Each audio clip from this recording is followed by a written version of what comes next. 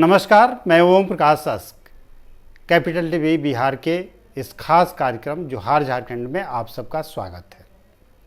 आज हम बात करेंगे झारखंड की राजनीति पर और दो राजनीति की सबसे बड़ी घटना अगर माने झारखंड की आज की, तो पहली घटना यह है कि हेमंत सोरेन को हाई कोर्ट से जमानत मिल गई है।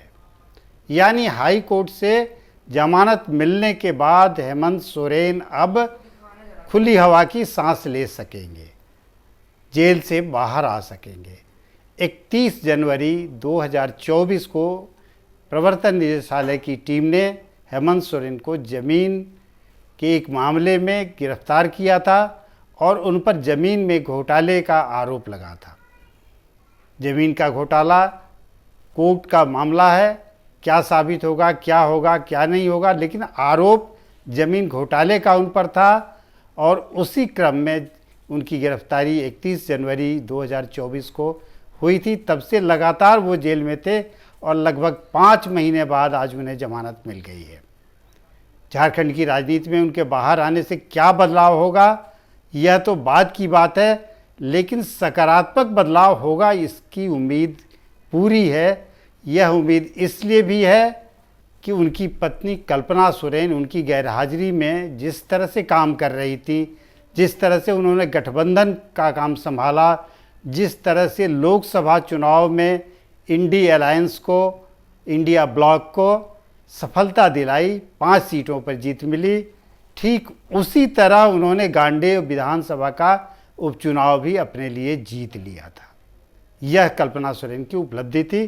अब हेमंत सोरेन साथ आ गए हैं, तो हेमंत और कल्पना की जोड़ी जो पहले बाहर नहीं होती थी राजनीति के मैदान में, इस बार दोनों की जोड़ी राजनीतिक मैदान में होगी और नतीजा क्या होगा इसका अनुमान सब लोग लगाने लगे हैं।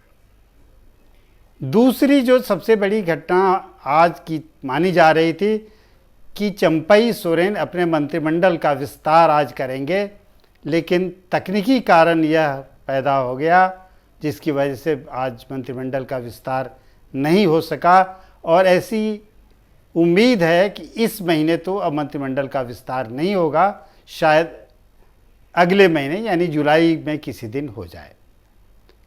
अब दिक्कत क्या आई? दिक्कत ये आई कि आलमगीर आलम जो कांग्रेस के कोटे से मंत्री थे और टेंडर कमीशन घोटाला में वह भी जेल में हैं।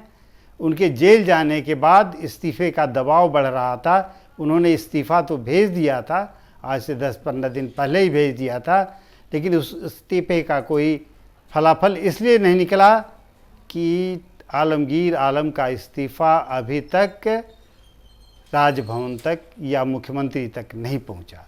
मुख्यमंत्री तक अब जाके वो इस्तीफ़ा पहुंचा है। उसके बाद मुख्यमंत्री उसको स्वीकृत कर राज्यपाल के पास भेजेंगे, राज्यपाल उसको मंजूरी देंगे, उसके बाद ही मंत्रिमंडल विस्तार पर फिर बात होगी। यानी अब 2 दिन बचे हुए हैं, 2 दिन में कुछ भी नहीं होने वाला है, तो जुलाई में पक्का होगा। अब तो और खुशहाली के साथ होगा क्योंकि हेमंत सोरेन भी बाहर हैं। और हेमंत सोरेन के बाहर आने के साथ साथ एक संभावना यह भी बढ़ रही है कि क्या हेमंत सोरेन फिर सीएम की कुर्सी संभालेंगे। यह संभावना इसलिए बढ़ रही है कि अब वो जमानत पर हैं और जमानत पर जो आदमी होता है अभी आरोप सिद्ध नहीं हुआ है, इसलिए वे मुख्यमंत्री रह सकते हैं। अब उनके ऊपर ये निर्भर करता है कि वो हड़बड़ी दिखाते हैं या कल्पना सोरेन की तरह वह भी धैर्य रखते हैं और चंपई सोरेन को काम करने देते हैं। चंपई सोरेन ने अभी तक जो कुछ भी किया है अपने हिसाब से वो पार्टी के लिए और सरकार के लिए एक बेहतर उदाहरण साबित हुआ है। वो लगातार एक से एक झारखंड सरकार की नीतियों को अमल में ला रहे हैं, उसकी घोषणाएं कर रहे हैं और उसका जनता में बड़ा सकारात्मक संदेश जा रहा है।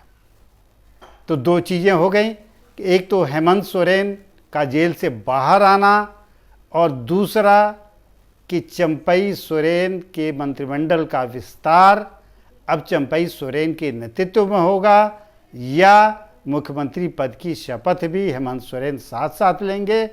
अब जुलाई में ये मामला चला गया, इंतज़ार करना चाहिए कि जुलाई में क्या होता है, इसकी स्थिति साफ होगी। तो आज तक हम लोग बात इतना ही, फिर हम लोग मिलेंगे अगले बुधवार को झारखंड की घटनाओं को लेकर और लगातार 3 दिन आपसे बात करेंगे, बुधवार, बृहस्पतिवार और शुक्रवार, झारखंड की राजनीति पर। तब तक के लिए विदा, नमस्कार।